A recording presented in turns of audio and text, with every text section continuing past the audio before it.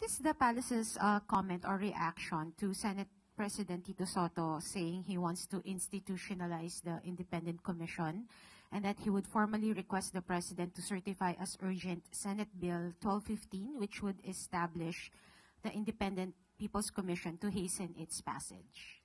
Malamang nakita rin po ng mga mambabatas kung anong kahalagahan ng ginawa ng Pangulo na mag-create po ng Independent Commission. Welcome po ang lahat na maaaring maitulong para mas maging malakas pa po ang kapangyarihan ng Independent Commission ito. Dahil iisa lamang din po ang adhikain nito, iisa ang layo nito. Mapanagot ang dapat na mapanagot. Ma'am, follow-up lang po. To your knowledge, has the Senator reached out to the President? Sa ngayon po ay wala pa po tayong personal na knowledge patungkol po dyan. But maya-maya lamang po ay maaari natin maitanong at maibibigay ko po sa inyo ang pinaka-latest na information.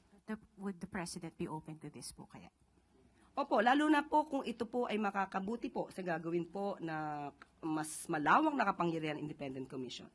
Salamat po. Next question, Eden Santos, Net25. Yes, sir. Good morning po. Meron po bang intel report na natanggap ang Malacanang regarding sa kung may banta po ba sa buhay ng Pangulo o sa kanyang posisyon kaya hindi na po siya tumuloy sa UNGA 2025? Actually, naitanong po natin yan at maliban po sa naging pagbabanta dati ng Vice Presidente sa buhay ng Pangulo, base po sa National Security Council ADG Cornelio Valencia, wala po na direct threat sa buhay ng Pangulo, pero hindi po sila magiging kampante sa pagsiguro at bigyan ng seguridad ang buhay ng Pangulo.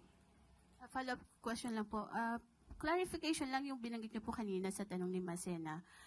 Sabi niyo, kakampi naman ng Pangulo yung mga magrarally on September 21.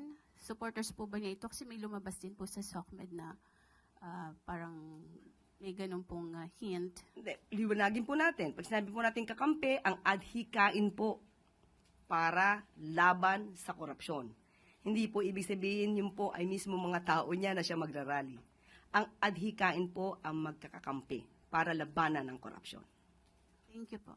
Next question, Kathy Valente, Manila Times. Good morning, Yusek. Yusek, Justice Secretary Crispin Rimulya announced the creation of a special task force under the DOJ following po yung discovery ng at least 3 ghost flood control projects in Bulacan.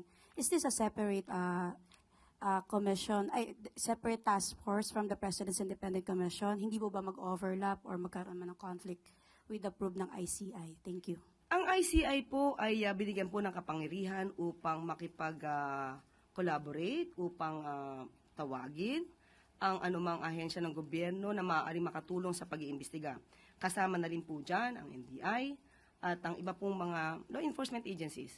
At ang gagawin po ng DOJ ay hindi naman po sila gagawa na maaaring kumontra o mag-overlap sa adhikain at misyon ng ICI. Malamang at maaari nating masabi ang gagawin pong task force nito ay para mapabilis ang mga nauna nilang naimbestigahan. Kung meron na po sila mga naimbestigahan noon, maaari na po sila agad magsampa ng kaso at hindi naman po ito tututulan ng ICI. Next question, Clay Pardilla, PTV4. Good morning po, Yusek. Yusek, lihis lang ng konti. Transportation Acting Secretary Lopez ordered officials of the Department of Transportation to use public transportation at least once a week.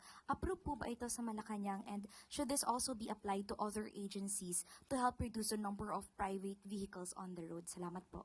Kung ano man po ang magiging polisiya ng anumang departamento, kung ito naman po ay reasonable at hindi po nalalabag ang karapatang pantao, hindi po iyan hahadlangan ng Pangulo. At maganda lang po ang magiging adhikain nito para kung sino man po ang mga public officials natin ay talaga maranasan na kung ano ang naranasan ng mga pangkaraniwang mananakay. Next question, Ivy Reyes, Billionario. Hi, good morning, Yusek. Doon po sa statement ni President yesterday that police will intervene in case of violence, may we have the palace's reaction on Bayan Muna's reaction dito po na the President should not dictate how people should express their rage amid large-scale corruption and that the President's focus should be on flood control and not protest control? Ang pagsasabi po ba ng Pangulo na ang pagpoprotesta ay maging peaceful at hindi nalalabag ng anumang batas, yan po ba ay isang pagdidikta? At lumalabas po ba na ang Pangulo ay isa ng diktador kung siya ay makikiusap sa mga magpoprotesta na hindi gawing ganun kagulo ang pagiging protesta kung lalo na't ito'y lalabag sa batas? Kung magkakaroon po ng gulo, hindi po ibig sabihin niya na hindi po papasok ang mga law enforcement agencies kung may maaapektuhan naman po mga inosente. So, obligasyon po at trabaho po ng mga police officers ng anumang law enforcement agencies na ipatupad ang peace and order kahit po may mga pagpaprotesta. Next question, Ana Bajo, GMA News Online. Morning, ma'am. Ma'am, may we just get the palace on House Bill 4453, which seeks to provide contempt powers for ICI? Kasi ma'am, di ba initially wala tayong contempt powers. Gusto po nila magkaroon ng contempt powers ang ICI because they're saying that the President's EO was just a start and the Commission is not powerful enough daw po. Ang sabi po ng Pangulo, ito'y fact-finding commission. So, di po kinakailangan talaga po na magkaroon ng power na mag-punish dun sa mga taong hindi dadalo. Pero, kung iyon po ay ibibigay sa Independent Commission ng mga mambabatas, maganda po siyang suggestion. At yan po ay welcome na welcome po sa Pangulo. Ma'am, they're also calling for the President to certify din as urgent. Ano po kaya ang magiging move ng Presidente dito? Kung maganda po ang nilalaman ng bill, makakaasa po tayo sa Pangulo.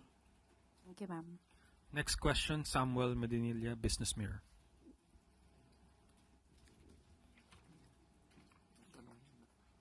Good afternoon po, ma'am. Good afternoon. Good afternoon na ba?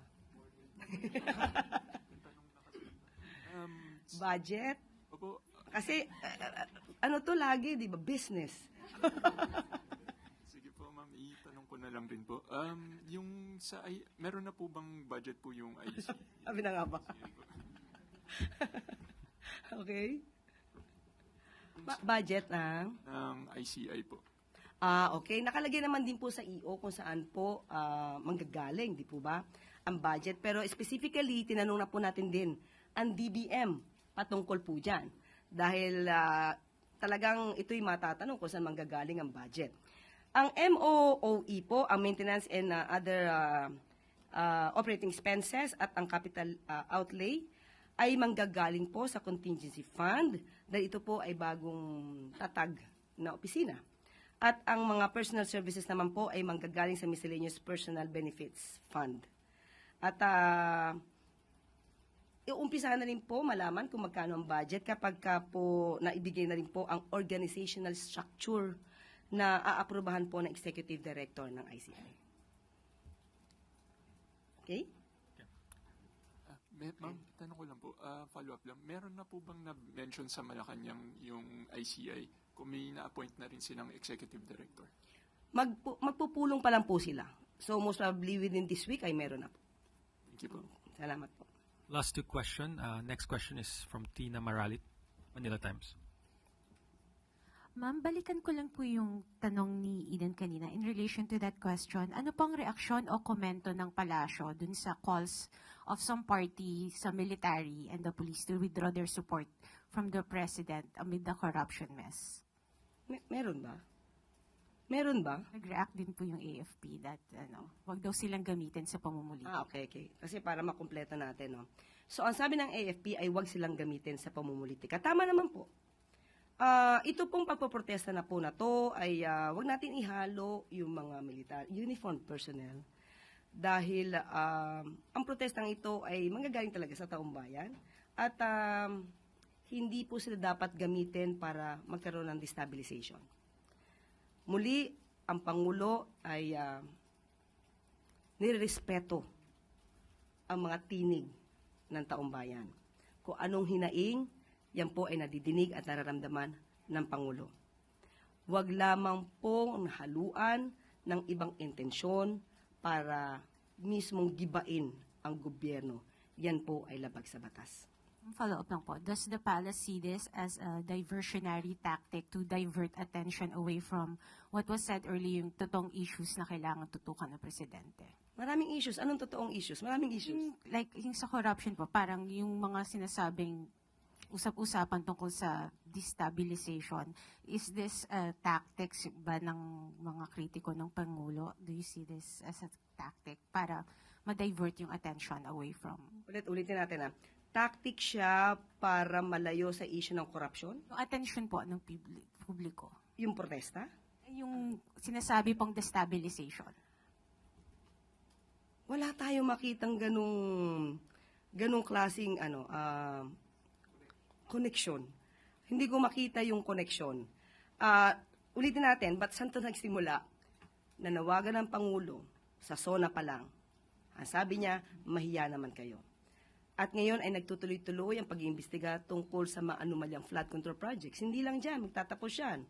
May mga infrastructure pa na mga issues. So, wala tayong nakikita na koneksyon tungkol sa destabilization. Ang ayaw lang po ng Pangulo at ng administrasyon mismo at mismo ng AFP at PNP, gamitin itong damdamin ng tao, sentimiento ng tao ng mga elemento na maaaring magpagiba sa gobyerno. Thank you, ma'am. Last question, Christian Yusores, DZMM Teleradyo. Good morning po, Yusek. Kahapon po in-announce ng Pangulo yung pagbabalik ng acceptance rule ng mga LGU sa mga infra projects.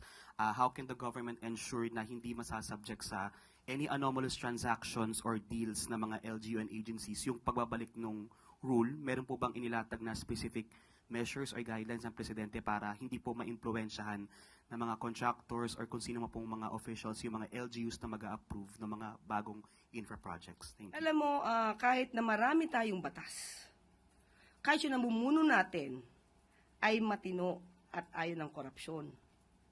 Kung ang mga nasa ilalim ay walang kadala-dala na gumawa ng krimen, tayo na mismong taong bayan ang magpaalala sa mga politiko na walang ginawa kundi magpayaman. Hindi lahat. Tayo na lagi, taong bayan na, ang lagi magpaalala sa kanila.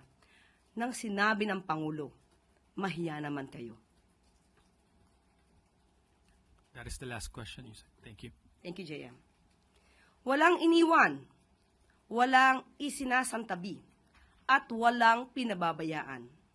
Iyan ang mensahe ni Pangulong Ferdinand R. Marcos Jr. sa mga benepisyaryo ng St. Bart's Southville Heights Resettlement Site sa San Pablo, Laguna. Pinangunahan ni Pangulong Marcos Jr. ang turnover ng 1,099 housing units para sa mga pamilyang na-displaced dahil sa ongoing construction ng PNR South Long Haul Project. Ang mga bagong tayong bahay ay kabilang sa pambansang pabahay para sa Pilipino program na naglalayong magpatayo ng maayos, abot kaya, at may dignidad na pabahay para sa pamilyang Pilipino. Nananawagan naman si Pangulong Marcos Jr. sa mga residente ng St. Bart's na panatilihing malinis, ligtas at maayos ang kanilang lugar bilang hakbang tungo sa inaasam na bagong Pilipinas. Sa kabilang dako, pinangunahan din ni Pangulong Ferdinand R. Marcos Jr. ang pagbubukas ng City Core Solar 1 power plant sa bayan ng Tuy sa Batangas. Ito ang kauna-unang hybrid agro-solar and battery storage system sa bansa na maaaring ipagmalaki ng bagong Pilipino sa buong mundo. Ang pagbubukas ng planta ay alinsunod sa direktiba ng Pangulo na isulong pa ang clean and renewable energy sa Pilipinas. Ang nasabing power plant ay may sapat na kakayahan para mag-supply ng kuryente sa 158,000 households. At dahil renewable energy ang gamit ng pasilidad, kaya rin itong bawasan ng 265,000 tons ang annual carbon dioxide emissions ng planta. Mas malinis na hangin, mas ligtas na kapaligiran. Iyan ang nais ng Pangulo para sa mga mamamayan.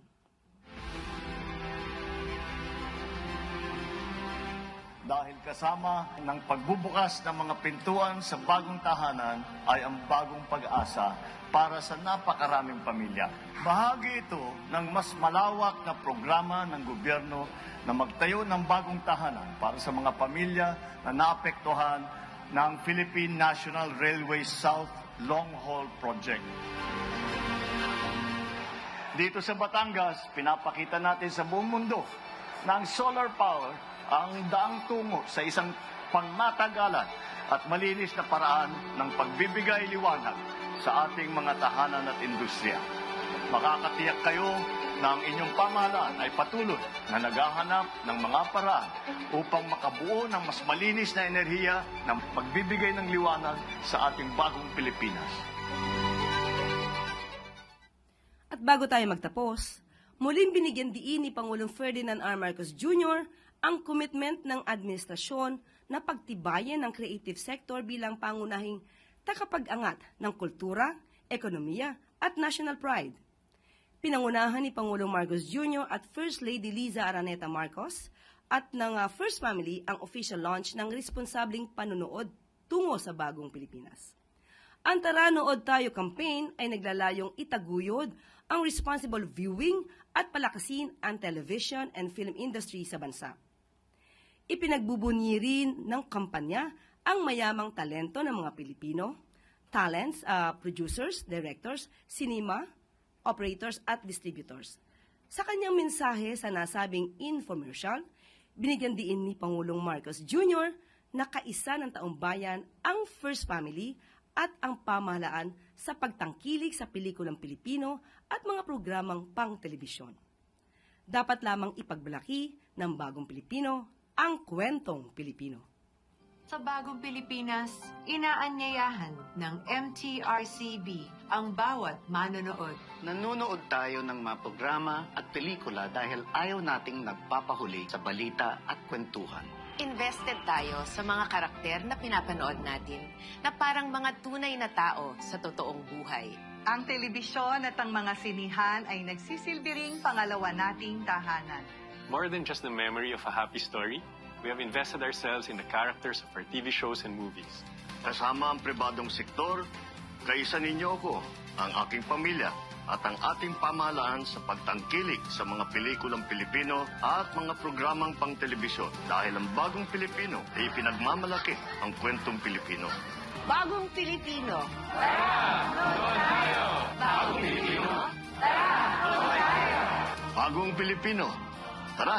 Nood tayo!